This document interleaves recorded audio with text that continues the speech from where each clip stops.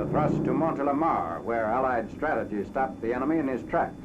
Large amounts of wrecked Nazi equipment indicate the success of the trap that was sprung when American forces driving up the Durance Valley suddenly struck west to the Rhone. 15,000 Germans were isolated in a pocket in this area. Some of the trapped Germans attempted to penetrate our roadblocks, and a great number were captured or killed.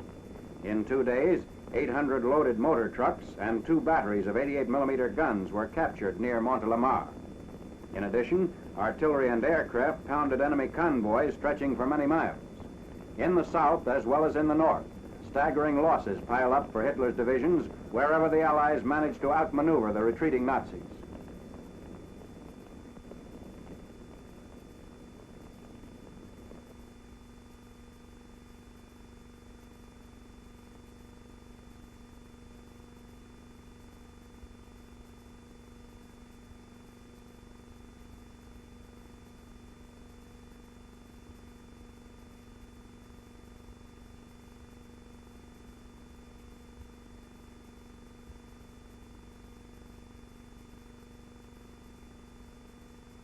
Horse-drawn vehicles are included in the wreckage.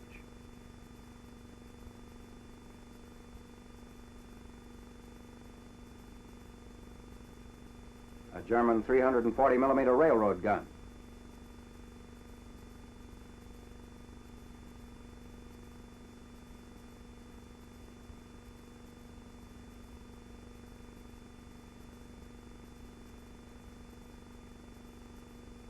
Bulldozers are put into operation on highways littered with wrecked and abandoned equipment, clearing the way for our columns.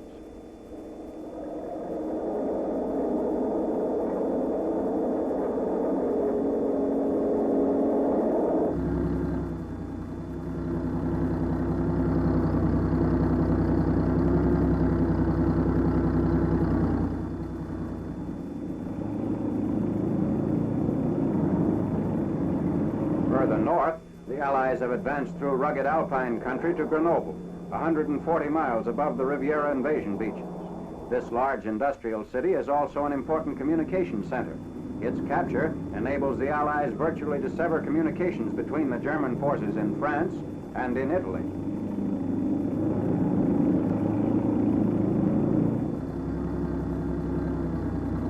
At Grenoble, 924 German soldiers and 17 officers were captured through the ingenuity of a single American infantry officer, First Lieutenant Clarence E. Coggins.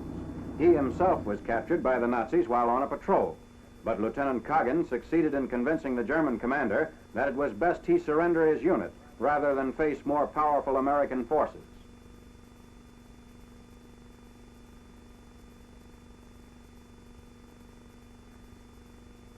The line of march points through mountainous terrain toward the escape gap at Belfort and contact with the 3rd American Army.